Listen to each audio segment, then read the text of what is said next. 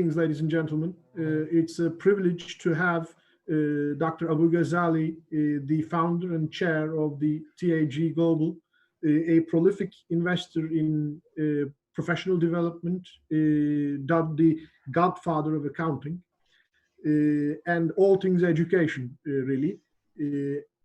Dr. Abu-Ghazaleh, it's an honor to have you for this interview today as part of a Bosphorus Summit International Relations Platform online event. Dr. Abu-Ghazaleh, I would like to start out by having your assessment on the current situation. You are indeed a doyen of business, so it is important for our audience to have your insights about how this unprecedented event, this pandemic, is likely to affect business in general, but also politics in society, because these are, I would find, inseparable from each other. So let us start with your general assessment of the situation, and then we will move on to the more particular subject of education. The floor is yours. A very good question as a start. I want always to emphasize that focusing on Corona as the issue of the current day is half the truth. We have had for many years a brewing economic disaster hitting the world. And as early as 2017, I warned that, and I did that also on the forum of the Bosphorus Summit. I warned that in 2020, we will have a number of economic crises. And I said, this will be the critical year of the epoch where we will have many economic problems. And that these economic problems will end into a depression. And I had said at that time, similar to the depression of the last century, what is known as the Great Depression in 1929 up to 1933. Today, I emphasize that this is not going to be a Great Depression like the Great Depression of last century. It's going to be the greatest depression, the greatest depression in the history of humanity. I think for political reasons and for convenience for leaders, their emphasis is all on Corona, because it is easy to blame and something which is not man-made or man responsibility, and say it is not our failure in seeking solutions for a depression that was very visible to the strategic centers and to the experts in the field.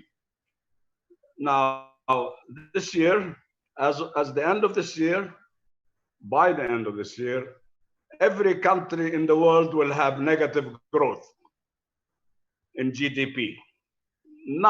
No country in the world, including China, will be able to have any positive GDP growth. But this will be in varying degrees. China probably the least influence, I mean the lowest percentage of GDP degrowth or negative growth, and the highest percentage would be the US. It is predicted that the US will have a depression which will be over 10% negative growth. So there is a great recession which is now moving into a depression. And I also said at all times, this is not the first event of its kind, Corona. We should remember that we've had many previous similar epidemics, that hit the world. And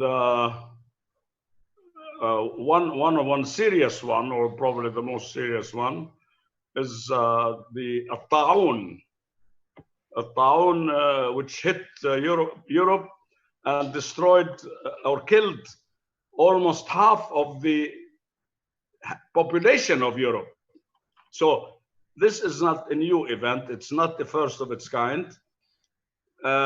Today, it has taken several forms because the world is much more politicized now, and countries want to blame each other for this and to defend their mismanagement of the economic situation, blaming it on this pandemic and on the lack of cooperation of the various countries of the world. Therefore, the economic crisis is there without Corona.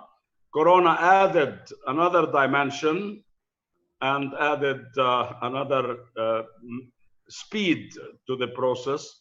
That is why we will see this very quick and drastic collapse in the economies of the world, including unemployment, which will hit every country in the world, and it will be anything between 10% and 30%, varying countries. We will have government deficits, government borrowing, which is already high. You know that the GDP of the world, the total GDP of all countries of the world is about $85 trillion,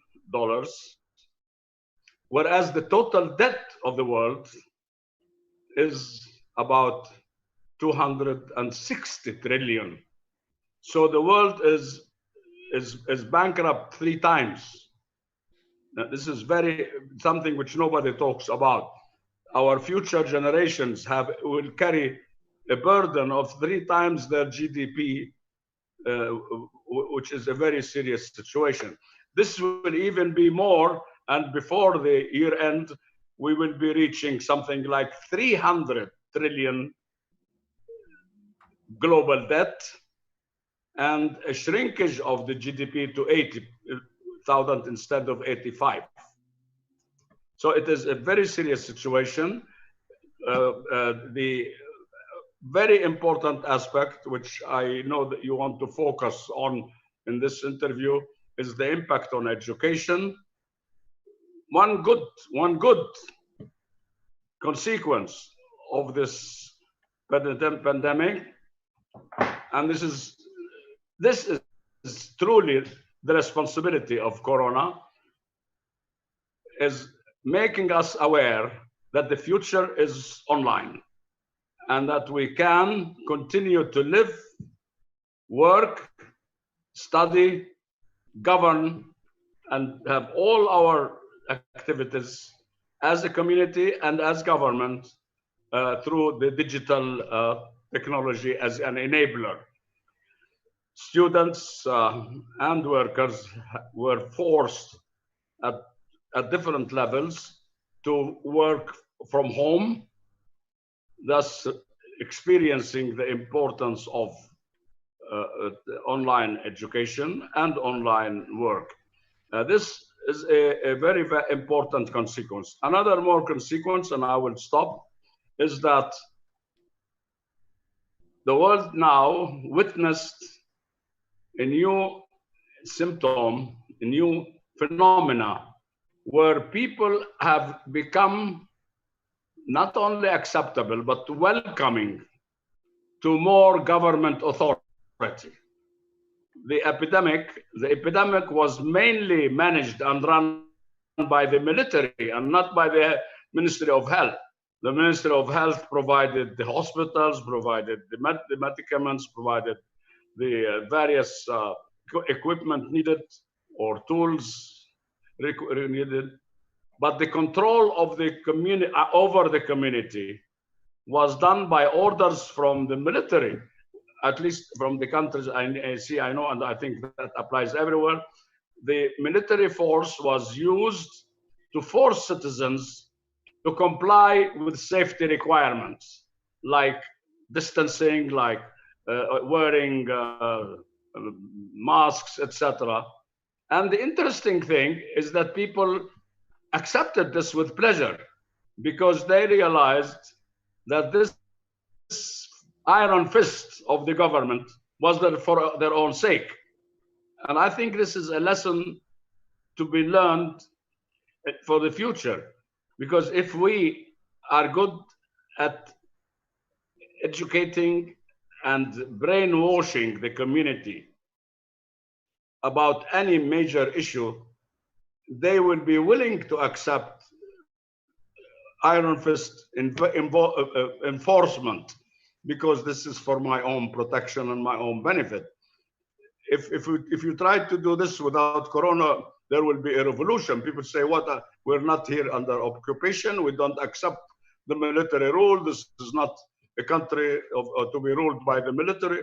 But we have accepted and respected and thanked the military for enforcing the various rules. So there is a change from in attitudes and in the management of the society, but there is more impact and more vicious impact on the economy. Thank you, Dr. Abu-Ghazaleh, for this enlightening introduction. As you suggested, on the one hand, we have a trend, and here I must briefly interject about my personal resume. I am hosting you as, in my capacity as the chair of the Distance Education Center of my university. But it so happens that my day job, so to speak, is a professor of international relations. I teach world politics. So in your introduction, I found several interesting points to deliberate upon that I would like to touch a bit more in detail, if you wouldn't mind. One is the return of the state. You had said the economic crisis was already there. And I would suggest that with the economic crisis, the impending economic crisis of the 2010s that you yourself had warned about back in 2017, there was also the constant debate on the return of the state, even before the pandemic. And just like the pandemic has accelerated the effect and viciousness of the economic crisis, it also accelerated the effect and viciousness of the return of the state. Would you agree? There are two sides, two faces to the situation. Professor Mohammed Tuğtan, I'm delighted because I love this intellectual exercise. There is a phenomena which we cannot forget and we cannot ignore, called social media.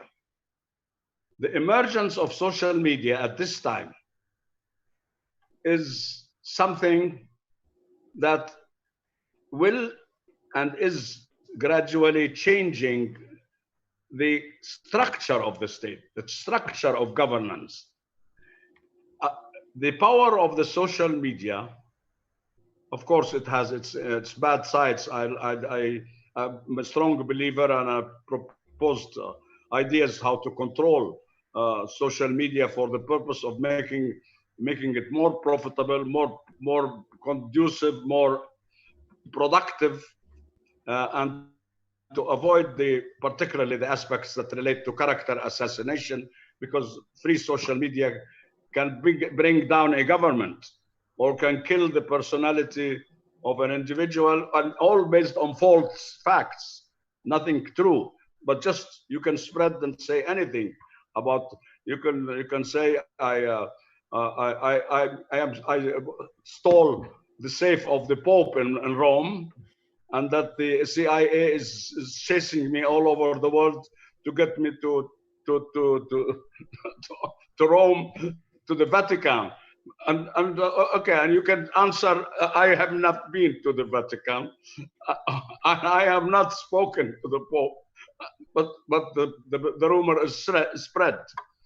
If you are more intelligent, you can orchestrate a group of very competent social media experts, and they can stage a revolution by doing a properly conducted campaign. And we know for a fact that social media is one of the powers of the criminals and of the terrorists. Terrorist organizations are more competent than the civilized people like you and others. They are more capable of using the social media, not only in indoctrinating and recruiting, but actually in conducting the terror actions. They conduct the whole thing on the internet. So therefore, there is this bad side which has to be addressed, and unfortunately, we don't have a listening eye from the listening ear from the US, because the US says this virtual world is another sphere.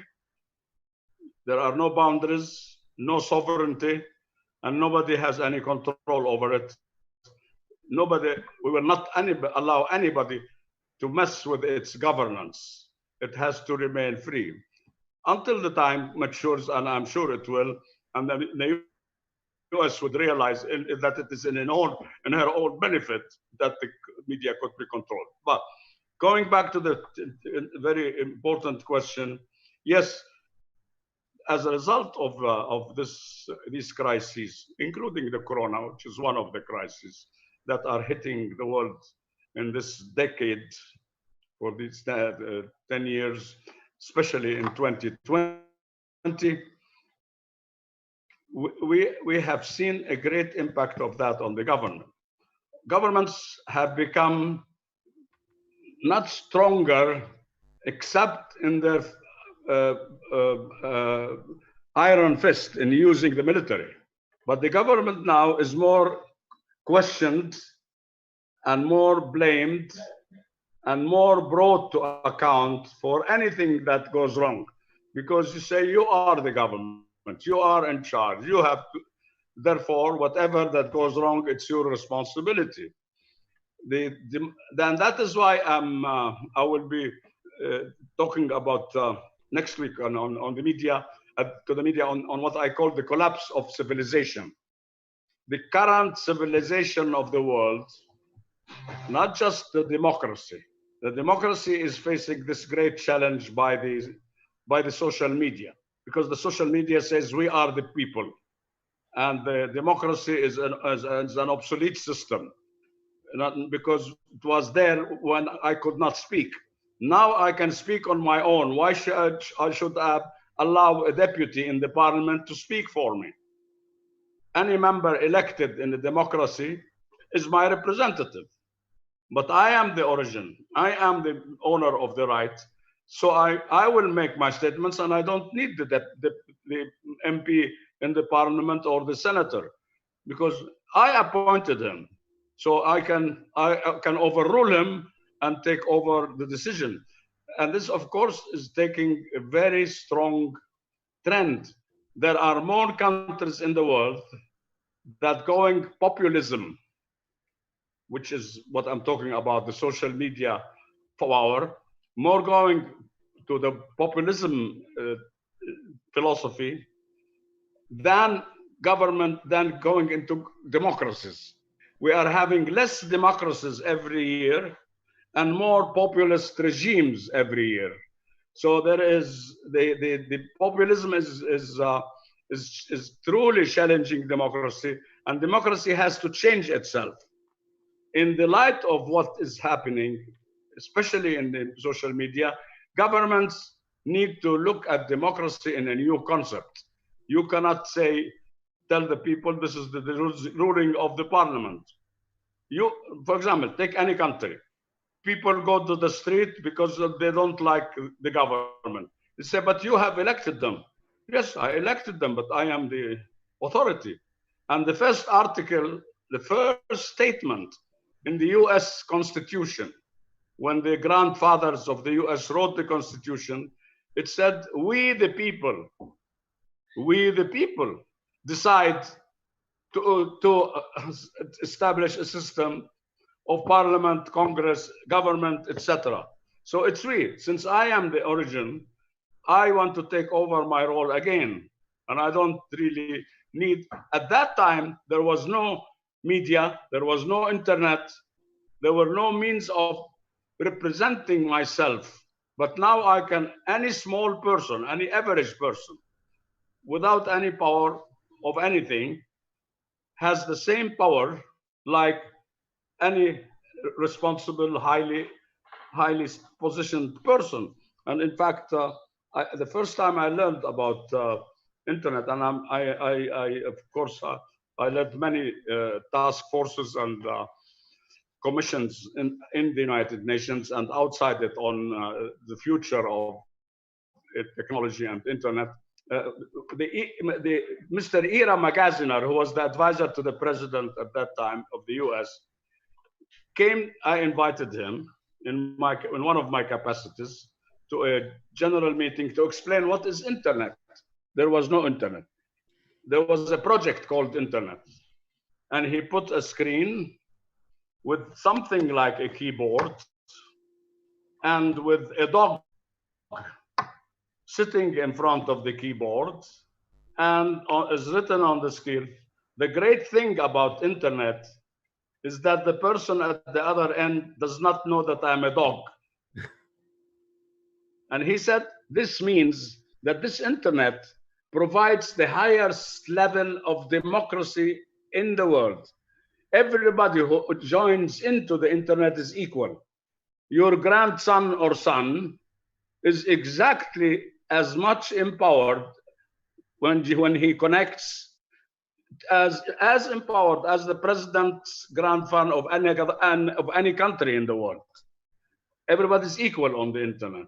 And he said this is the only environment where full democracy is made. Now this gives this power to the people, and that now I can speak out directly. I don't need a representative to represent me. So the problem with social media, with populism, is that it did not define yet its system of governance. We know in democracy that we elect, and the elections process and voting, and then government and seeking the endorsement of the parliament for the government. We have a system. The populism does not have that yet. All they have is, I am the people, I am the source of power, and only I decide what I want.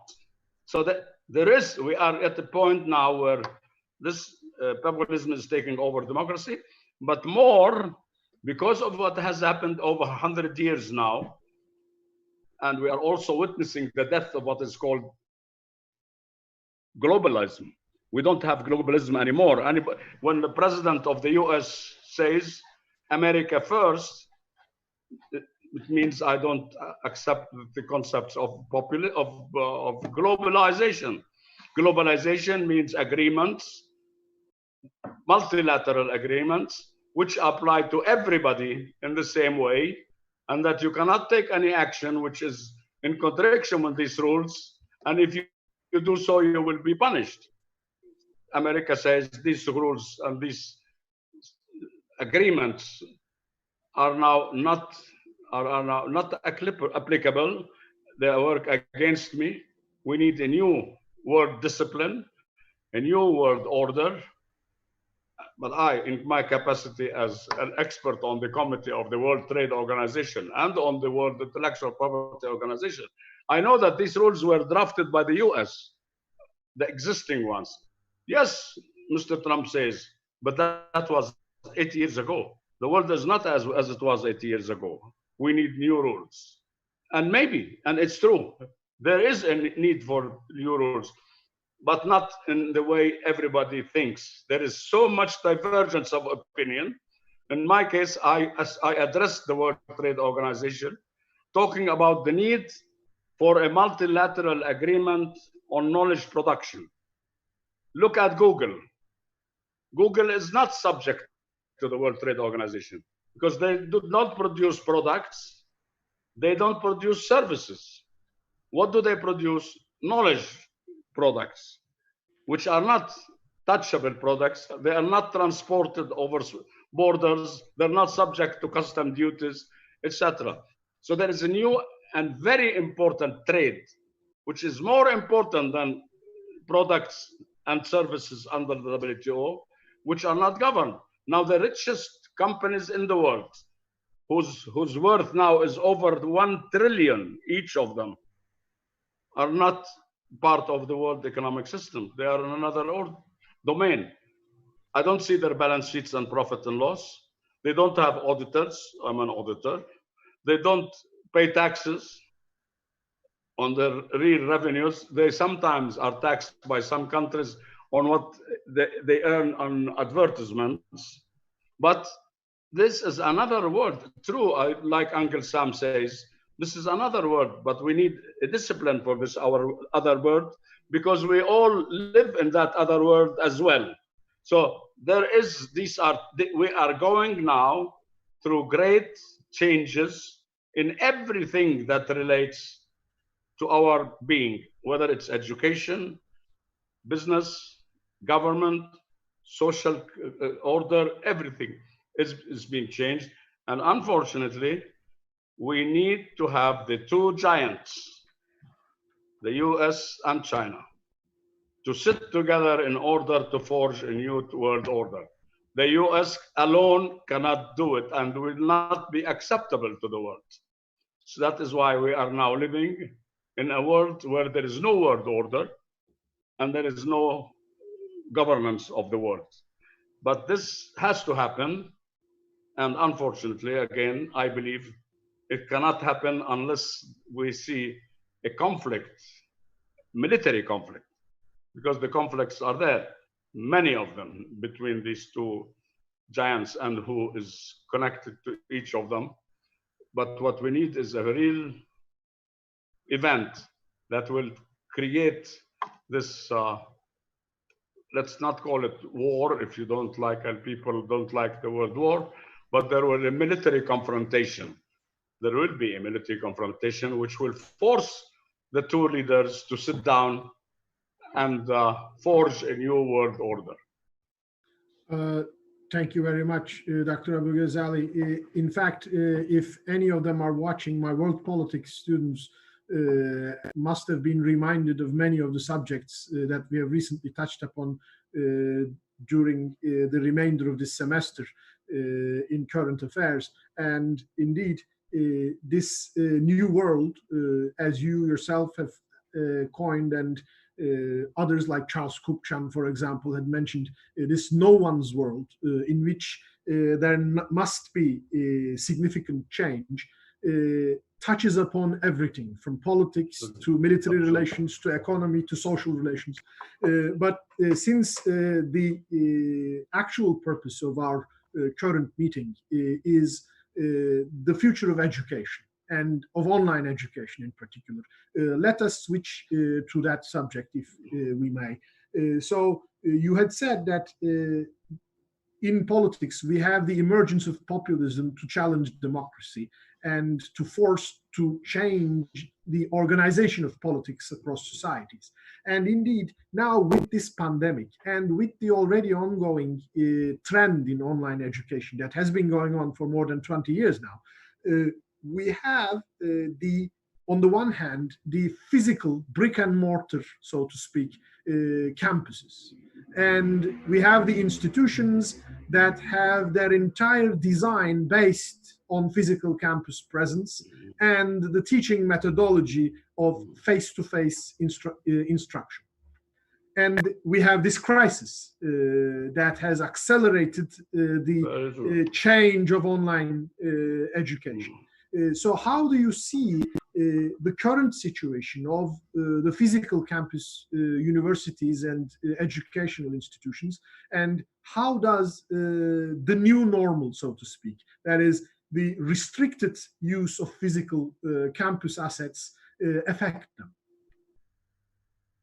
This is my favorite subject, and I'm very grateful to you for bringing it up. Victor Hugo said, you can fight an army, but you cannot fight an idea whose time has come. It will be fruitless and a complete waste of energy if we try to fight what president of Harvard called it tsunami of online education. He said that this tsunami will hit every university and school, and it's up to that university and school to decide to change before the tsunami hits it or be wiped by the tsunami. Many of the greatest leaders in education in the world have come to the conclusion that in 10 years, 80% of universities in the world will be virtual. 80%. And countries sooner than others. Finland is, as of this year, virtual. Finland, of course, as we all know, is leading this change in education for the whole world. It's not the US, it's not Britain, it's not Canada, not China, not countries in Scandinavia, and particularly Finland, are now talking about why do we need universities and schools? And anybody can, under the system they are developing, anybody in the world can get a degree on the subject he wants online from the university he chooses in Finland and learn and get tested virtually. Now, the complaint or the resistance was in the past that it is very difficult to do so because it is very important. The contact between the professor and the student is very important. I think another consequence of Corona was to prove that the contact between people is not necessary at all, and it should be avoided. We have lived now for 3 months without shaking hands and without having virtual connections, without having real connections or face-to-face. But also the term face-to-face now has become obsolete because I'm talking to you now face-to-face. What it used to mean in the past is that we should be physically sitting in front of each other. But now there is face-to-face in the real world, what we call real world, and there is face-to-face in the virtual world. And I was talking about the end of universities and schools to a group of very highly educated and talented experts in the region. And I said, you don't need these physical brick and mortar institutions. You don't need what you call campuses. Campuses are a waste of time, waste of cost. I don't see any students anymore, and I challenged anybody to get me a photograph of a student sitting in the campus studying. Is either sitting on the stairs with his laptop in his hand, or under electricity pole like I used to study because I didn't have electricity at home. But now it's over. I don't need to be under a lamp in the streets. I connect wherever I am through the Wi-Fi system. So when I was explaining this, I had one of the professors, but she was a lady, saying, "Sir, but you forget something. This destruction of campuses and physical buildings where we can meet as students, it's damaging to the future of marriage in this world. It is many of our marriages are through students and colleagues that we meet at school In fact, I'm one of these examples. I met my wife at the college. I fully agree. But now that makes two of us, sir. But that means I had and I hope my wife will not be listening. That I had a very limited group of girls who were in my class. Now, when I am on virtual education, I can see the Australian lady, the Japanese petite women, the Australian tall, the French elegant women, etc. Because your exposure in education virtually, face to face, to thousands of students, so your choice is wider.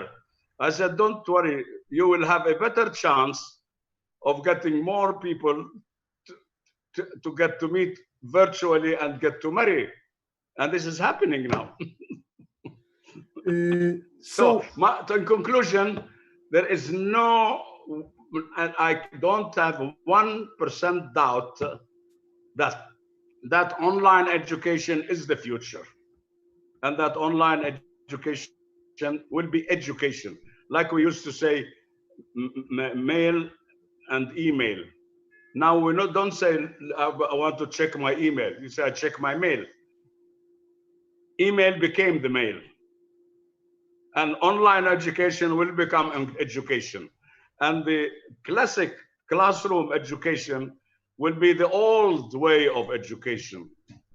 The world has, for many reasons, first, the economic cost-wise, it's much cheaper to study online. You can do it while you are working, and therefore you don't lose your income as an employee or a servant anywhere. It also is, for economic purposes, going to be easier because of the complex financial payment system of those, which will get more complicated. And I can get my study. I don't have to be displaced, pay rent, travel, host, living costs. I would in my family and with my work, and I get my degree. I want to remind the audience of one thing. There is something called in the US the dropouts.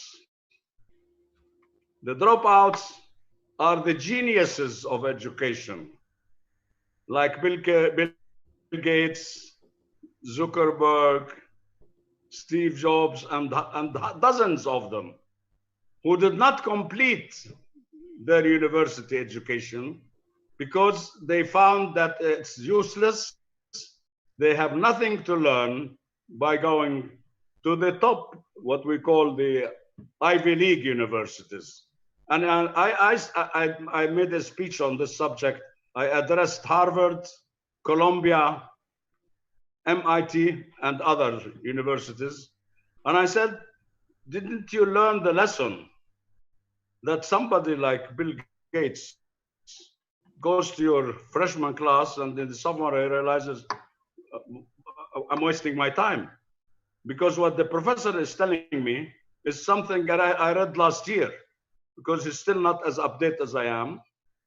And I challenged them. I said, give me one professor to tell me one fact or information which is not on the internet. What is not on the internet is the creativity. That is why these places should be transformed from places which produce job seekers as a result of teaching them how to memorize, to produce innovators and inventors who can establish businesses and recruit others instead of them looking for a job. And here again, I use myself as an example. I graduated from a top university with top grades, with distinction, but I spent 6 months looking for a job, unemployed. Now, what I have learned at university was completely useless to me in my life. I don't remember a single thing that I was asked to memorize and to be tested on at the year end. What was useful to me is what I have learned from life. And that's why when I speak and address graduates at universities, I tell them, look, in school and university, you learn, study, and sit for exams. In life, you sit for exams and learn from them. In life, we are examined on the job, and we learn from the experience on the job. And then we become more competent and more knowledgeable. So there is no argument in the world in favor of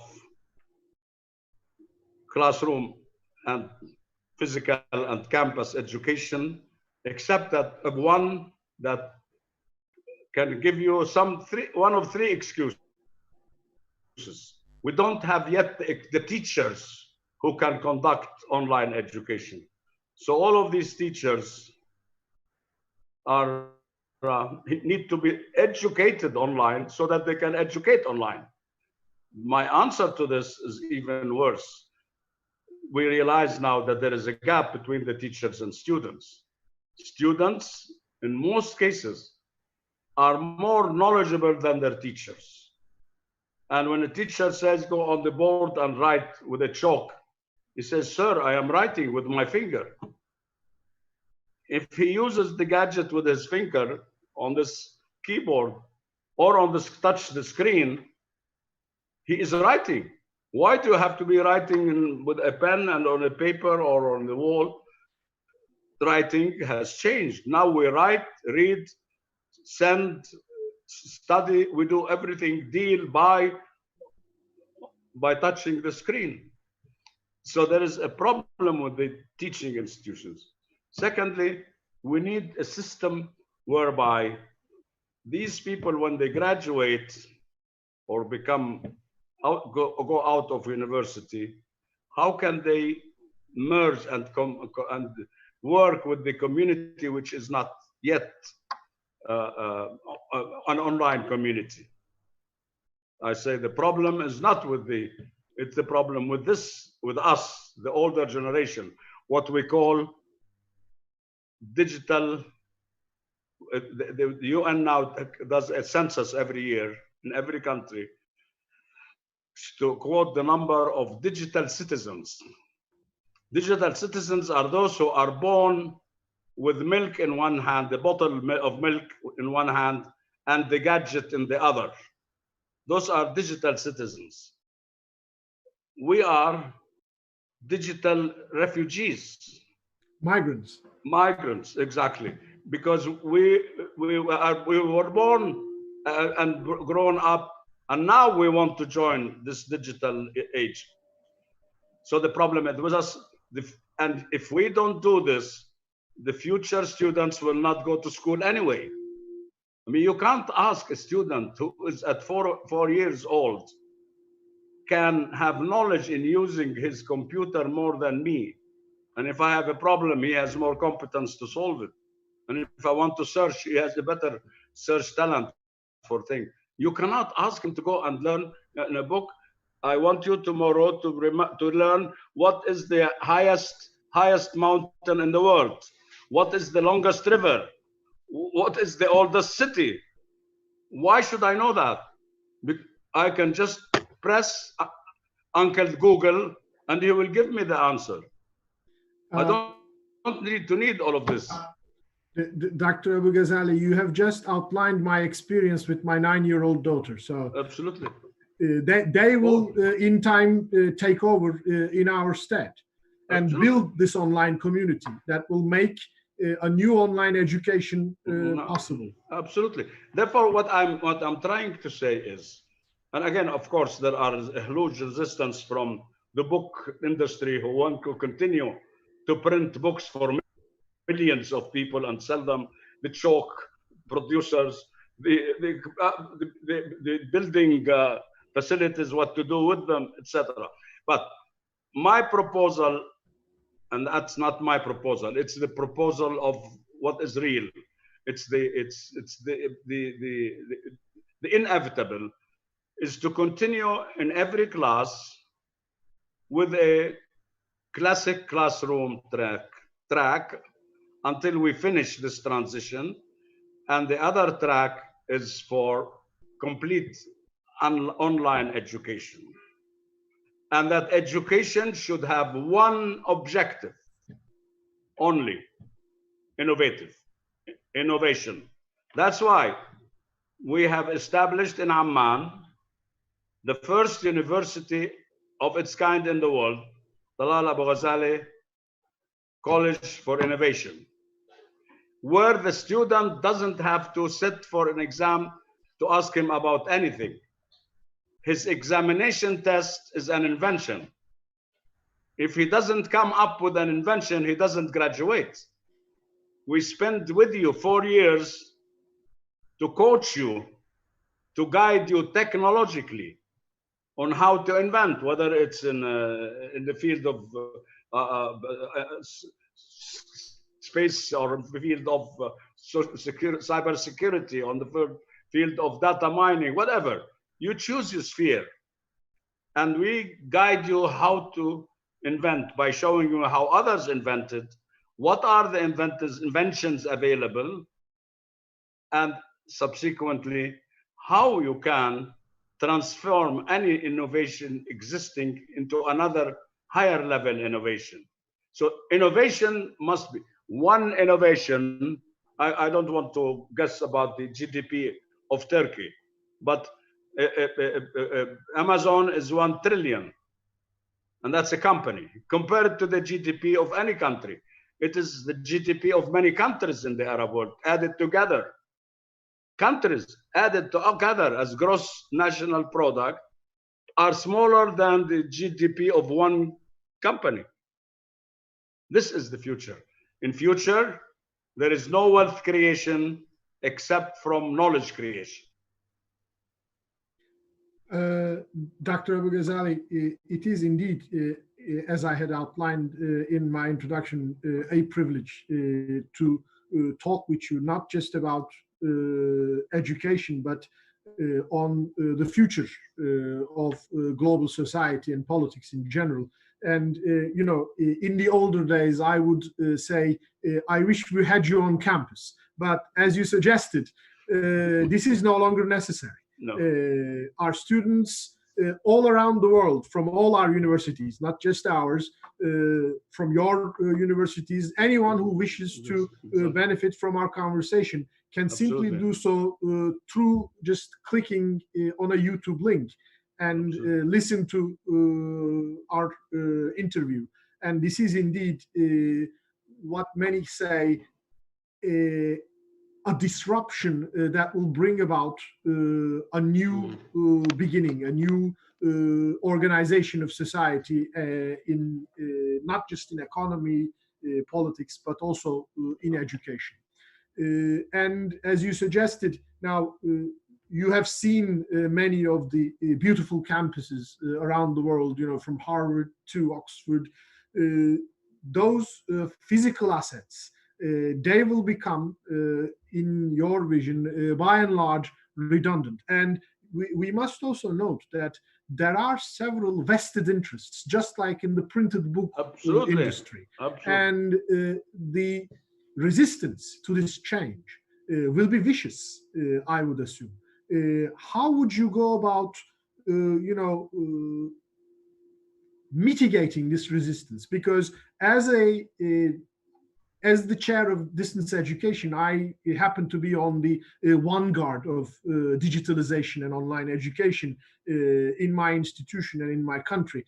And it is very often that we face this resistance to change, to online medium. And the arguments, as you suggested, are usually pertaining to the inevitability or indispensability of face-to-face interaction. And as you had suggested, the corona pandemic has demonstrated to us that there are alternative means. Absolutely. But then the wave of the pandemic will subside at some point. And the current impediments to physical contact will recede.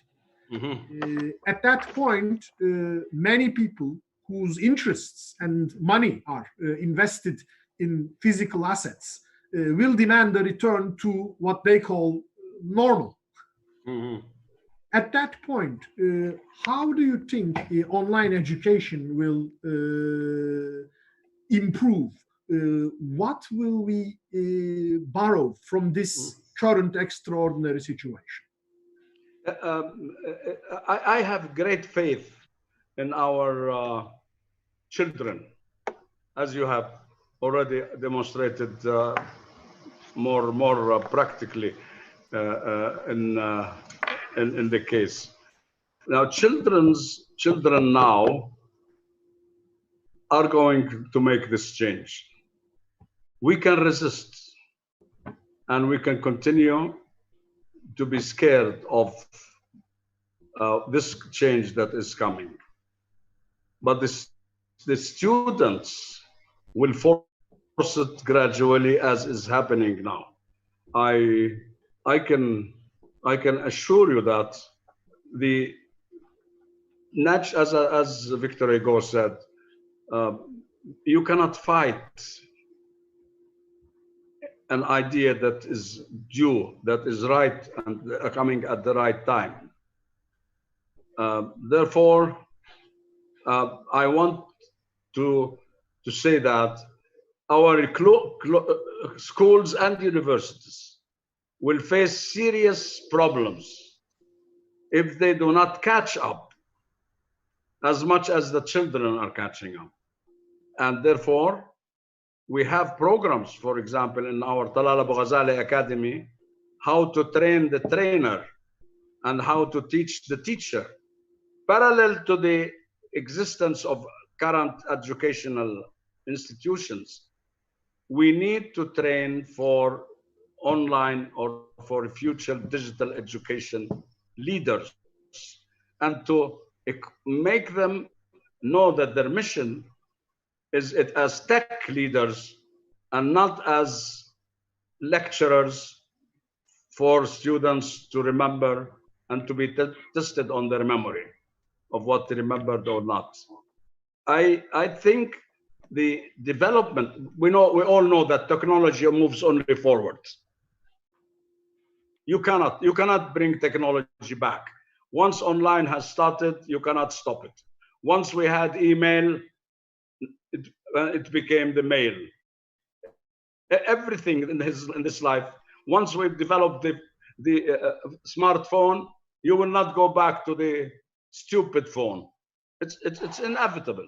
So the revolution or tsunami of online education cannot be resisted. And unfortunately, if you continue to go with that kind of education and say that we don't believe in it in online anymore, and yet what will happen is that you will get the lowest level of students who will accept to go to a classroom where they will have to be taught how to write a sentence and how to memorize a certain information. And I was on a podium, I was on a platform dialogue on like this with Bill Gates, and the question came up, and this is the argument many of our professors and our government leaders say, that this kind of education is going to make us inhuman. You lose the human sense.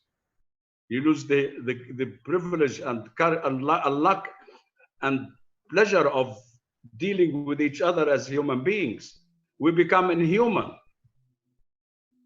Bill Gates said, and it's not me, I'm quoting him. He said, were we more human when we were in the caves? There was no internet there. And we were eating each other. Being together physically does not mean that you are human. In fact, you can be more inhuman when you're together because of jealousy, because of hatred, because of me, personal idiosyncrasies, etc.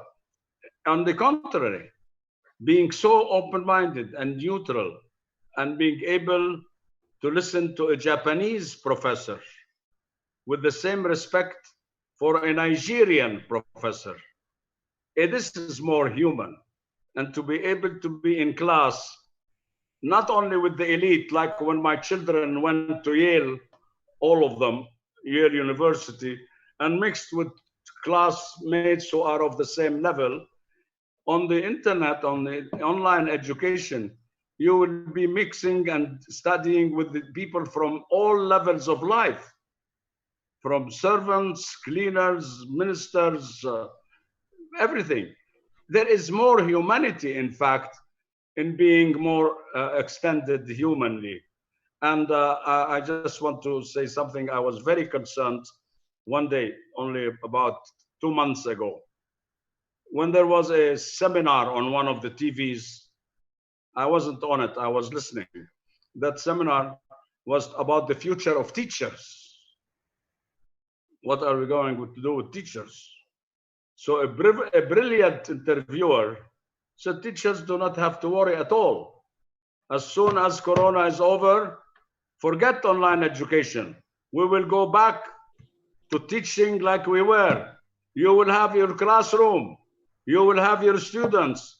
You will have your building. You will have your campus. Hey! Clapping, everybody was happy. I was really very concerned. Because if there's one good thing about this Corona, one good thing only, there are many other good things, by the way. One good thing was that it taught us the privilege and the advantage of online learning and online working. But another benefit or blessing, if there is a blessing in a disaster, as I always say, there is a blessing in everything, is that Corona taught us that self-protection has become the center of our thinking. Even countries like the European Union, which is supposed to be a union, each country locked its borders and said, I want to save my citizens. I don't care about those who will be killed on the other side of the border. In the past, we never heard this logic. It used to be, we are here for every benefit of both of us. We are one community. We open borders for trade. We open borders for tourism. We open borders for personal purposes, whatever. Now we close borders because we want to protect ourselves. There are a lot of things, as you started, Professor, with what is changing our psychology and the world, not just the psychology. But that is all on one side. But when we talk about the economic level, that's another story. With or without Corona, we have a very serious depression, and I want to keep repeating it. And IMF said in its report last month that how to get out of this depression depends on what every country takes as measures to get out of the crisis. So we have to remember that, and I'm very concerned that many of the countries that I know are talking about, let's see what we can do after Corona. Now we need to deal with Corona. No, sir. You have to deal with Corona and with the economy at the same time. By the time if you are waiting for Corona and then to solve and to fight Corona and then fight the economic problems, you are going to lose on both. It is very important to go parallel, and this should have happened from the day one, like China did. If you go to the statements by Xi Jinping, the president of China, in the first week of Corona, he said lives are very important. and we have to protect human beings. But our economy and future is also important. We cannot sacrifice the future of our nation, our people, and our economy by selling the future to the current corona problem. We have to go on two tracks, addressing the human needs for protection of our health and lives, but also on protecting our economic well-being and our future. Thank you, sir. Now, if I may, I would like to switch to some of our viewers' questions, which are actually very, integrated to what we have been talking about.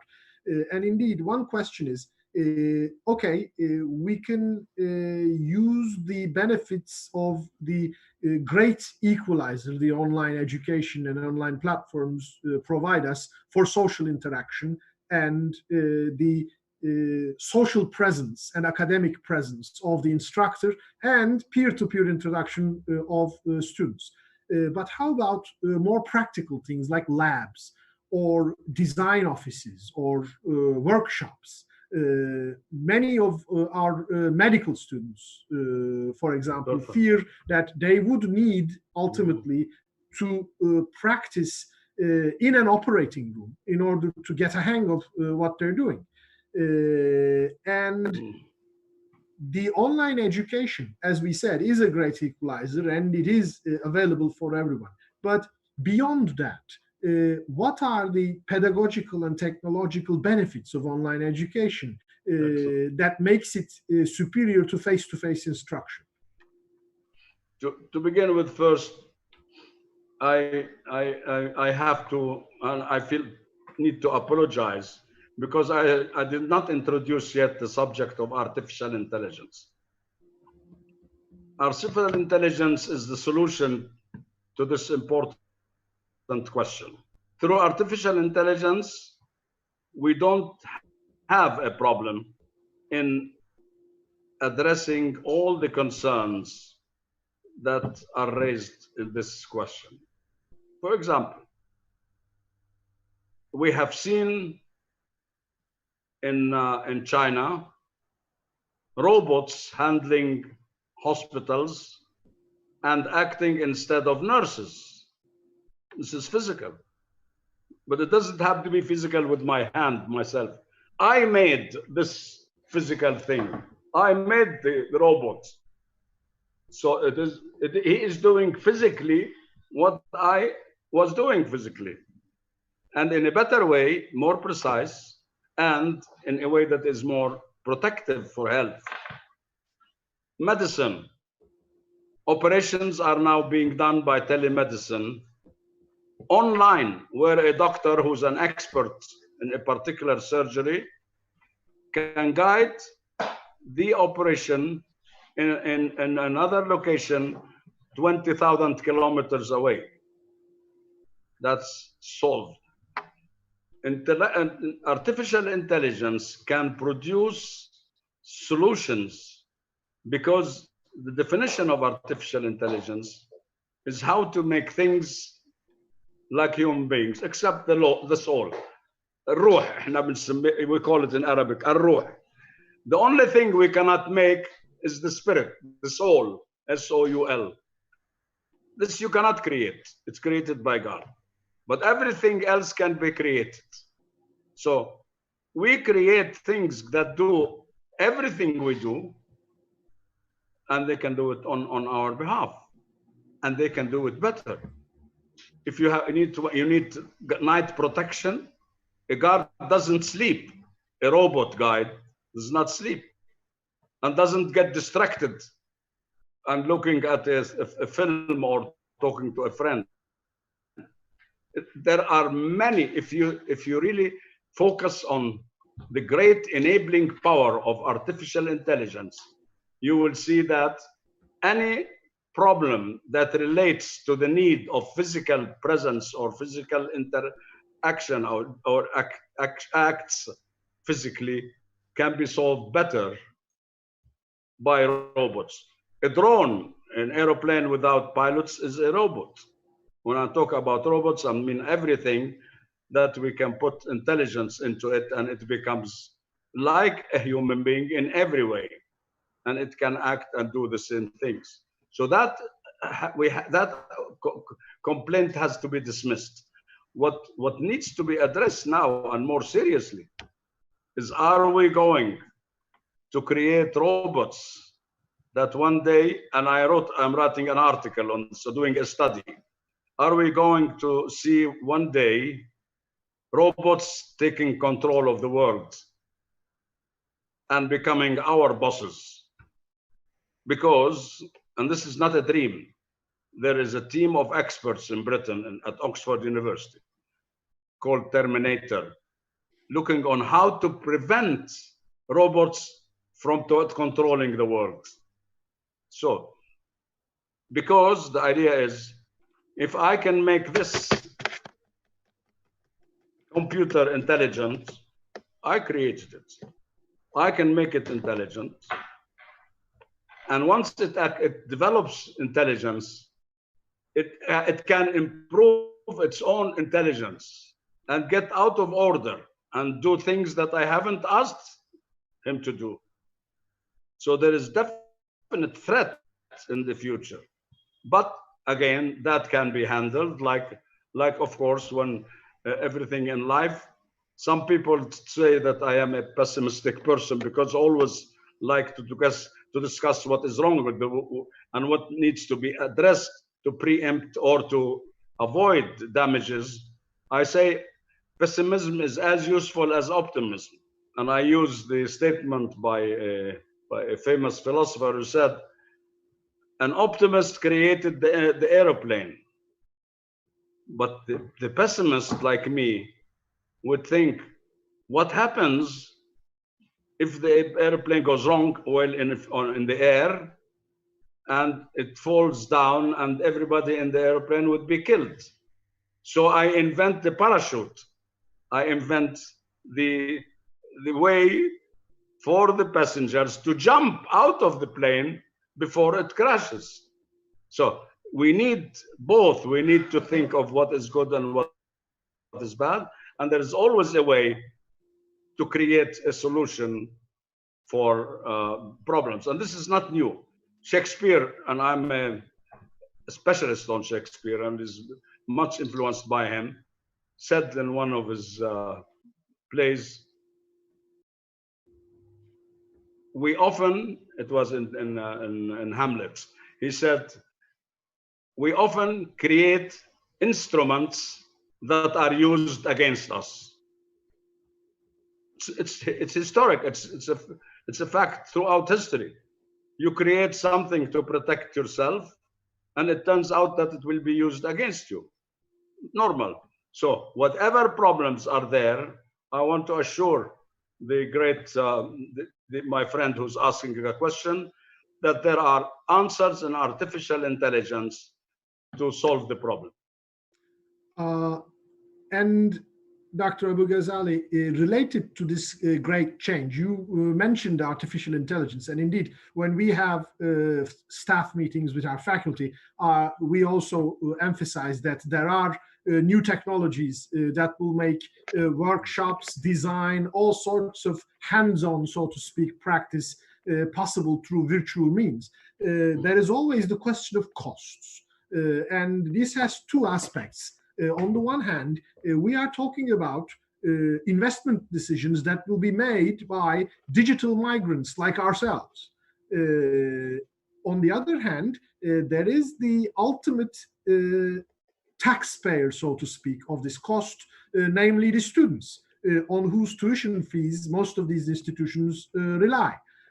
So the students are asking, if the education is going to be online, why are you keeping the tuition fees high?